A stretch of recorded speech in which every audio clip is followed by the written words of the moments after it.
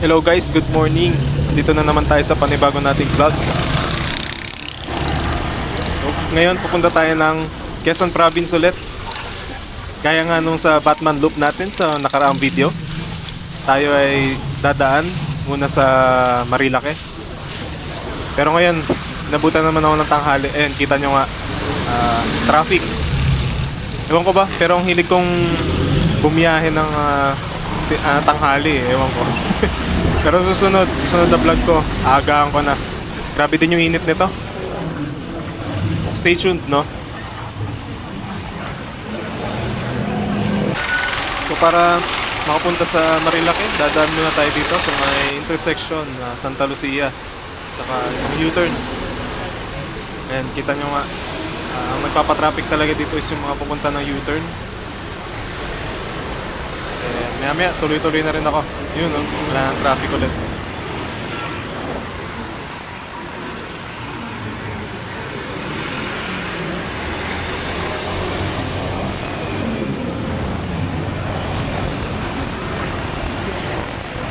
Sayang naman yung araw ngayon kung di tayo lalabas. Bale, hindi talaga dapat ako magra-ride, pero naisip ko, mag-ride tayo. Since ang ganda ng weather, oh, grabe init. Para sa akin, mas manageable itong init na ito kaysa naman yung umuulan tayong halos na.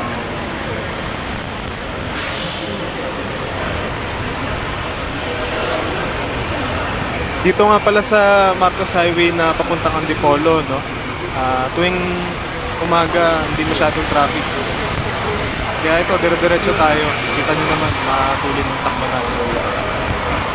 Stay tuned, nood lang kayo ha. Salamat!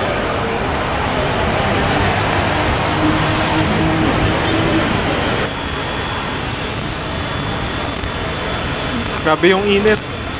Kung titignan natin ang oras na ito ay mga 11:45 na. Pero advance yung relo dun sa ano ko, sa motor ko sa dashboard.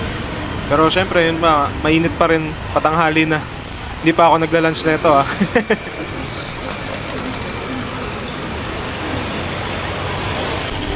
Yun no, nandito na ako sa may papuntang Francia. Ito, Marilake side naman na to. Napatingin lang ako sa itaas kasi grabe ang ganda nung weather. Blue na blue yung ulap. Tapos parang walang badya ng pag-ulan. Kaya tamang-tama lang yung labas natin.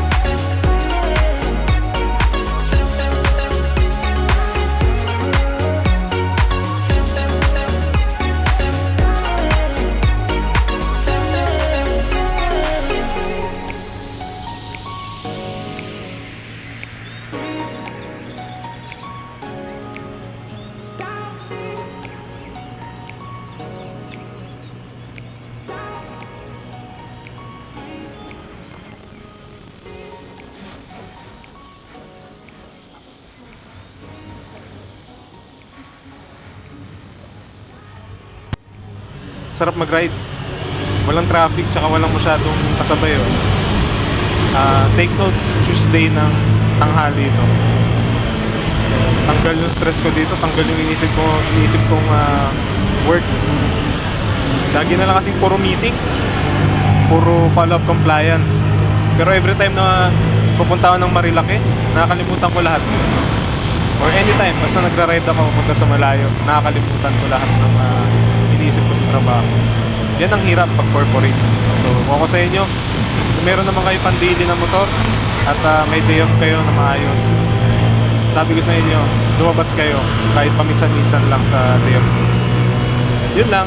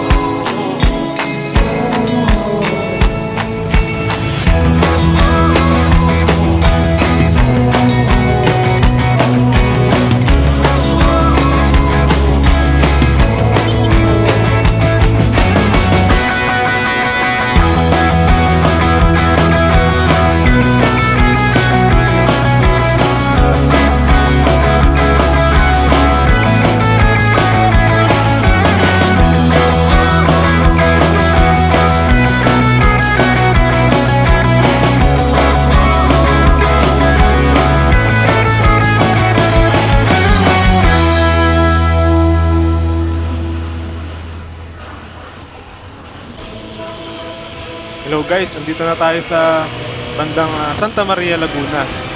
Titignan nyo, sobrang mas lalong walang dito, kasabay sa daan. Kaya nagmamatulin tayo. Medyo binibilisan ko din ng konti para maaga rin makauwi mamaya. Kasi ang oras na ngayon is magwa 1 PM na. And hindi pa ako makain nito Hindi ko alam kung saan ako kakain. Pero anyways, kaya pa naman. May konting antok na nararamdaman kasi yung init na meron ngayon, nakaantok, tutusin. Kaya ang ginagawa ko dito, nagmu-music ako sa aking intercom.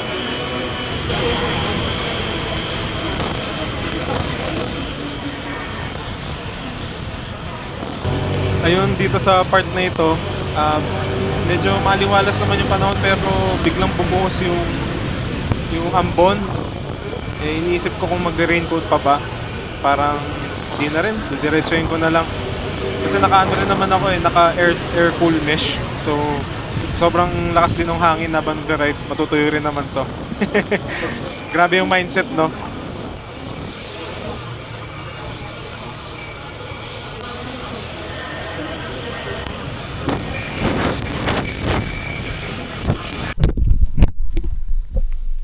Pahinga muna. Dito tayo sa deck dito. Tingnan nyo to.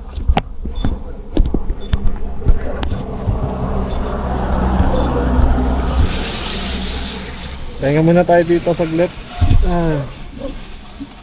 Kanina pa ako marurot. So ito, commercial muna. Dito tayo sa Santa Maria, Laguna. Tarang.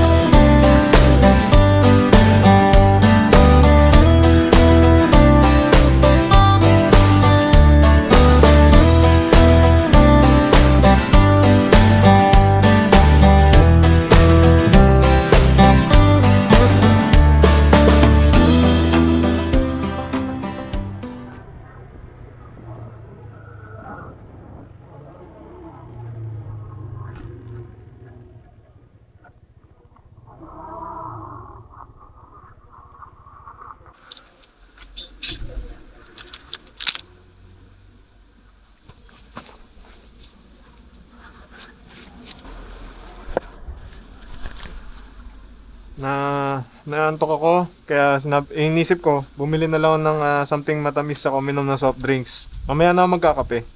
Pero yun nga, minto muna ako dito sa tabi ng Pinlock Bridge para magpahinga. Naantok ako grabe. Sobrang nakakaginhawa yung weather dito. So ayun, bago tayo musad, pahinga lang ako saglit. Yun, start na ulit tayo. Papuntang Balagbag Falls.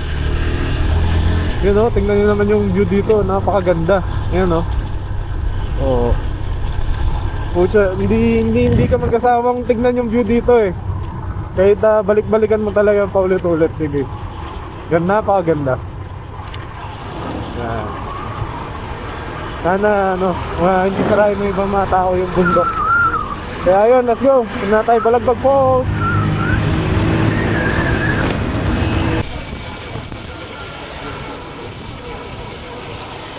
Bale, dito na tayo sa junction ng Tanay. Marilake, dulo ng Marilake. So pag diniretso doon pa Infanta, dito Real, Quezon. So dito na yung highway ng Real, Quezon. Diretso lang to. Dito rin dumadaan yung yung mga bus, ganyan. Papuntang Cubao. So, di ba malupit? Hanggang dito may may pa-Cubao. Cubao is the center of the universe. Ika nga. So ayun, dito na tayo sa Infanta. Tapos maya dito na tayo sa Riyadh. Okay.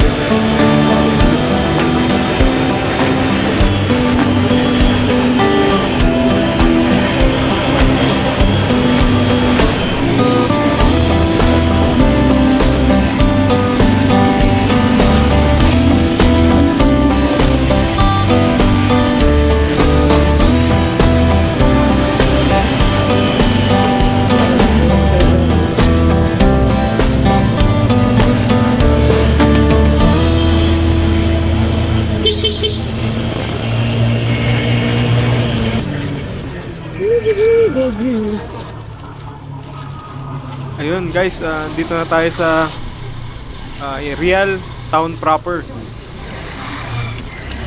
Tapos alam ko may 7-Eleven dito. So yun nga, dito ako bibili ako ng pagkain muna, tsaka kape. Nadadalhin ko kasi bala ko talaga magkape sa may waterfalls o kaya doon sa gilid ng dagat doon. So let's go.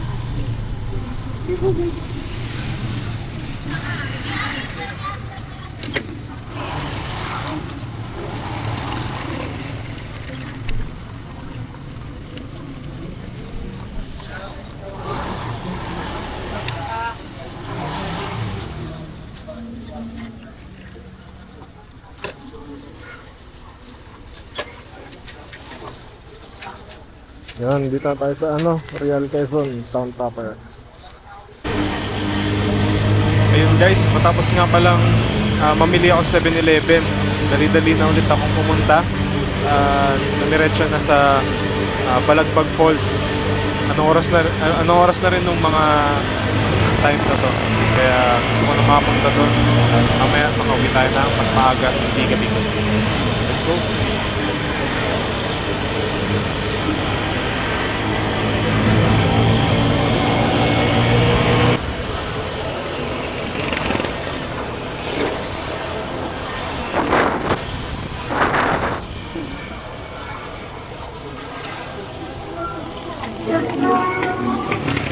So yun guys, pag na-reach nyo na tong point na to ng highway, ang papunta sa Balagbag Falls ay dito sa kaliwa. Tapos pagka dire-diretso mga sa kanan, pabalik kayo ng Laguna, tsaka papunta na rin ng Metro Manila ulit.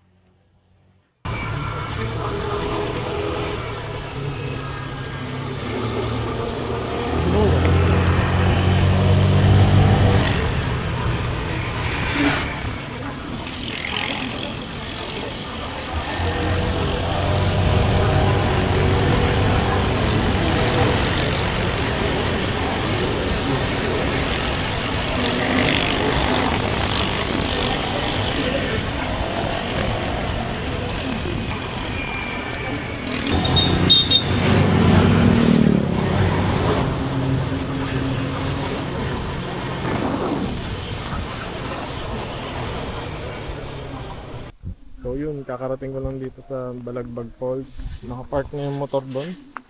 Lakad tayo dito.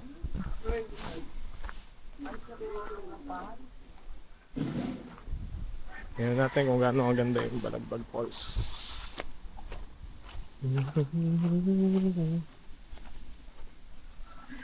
So ito yung dadaanan, sementado naman na yung ilog.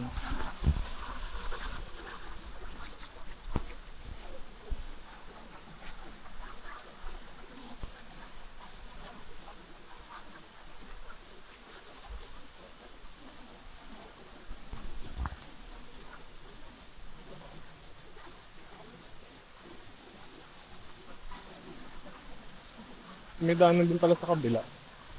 Pero since dito ako nag-park sa side na to, dito na ako.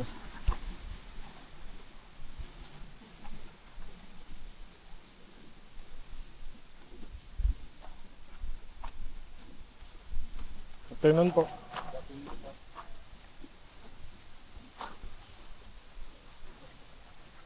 Falls.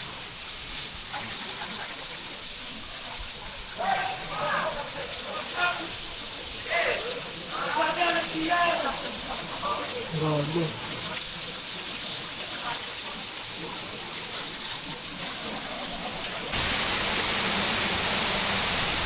Solid.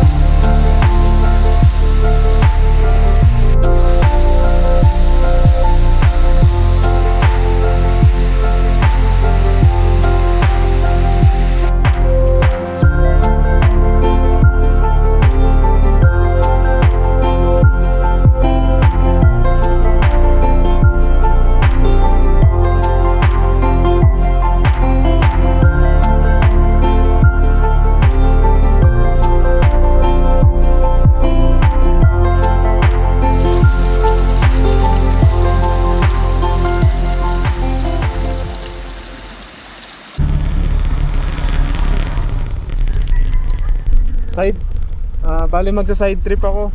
Tatambay ako dyan sa may seaside. Magpapapa ako ng camping chair. Relax lang, no? So ganyan, pag day off, break muna tayo sa mga corporate jobs. Samahan niyo ako.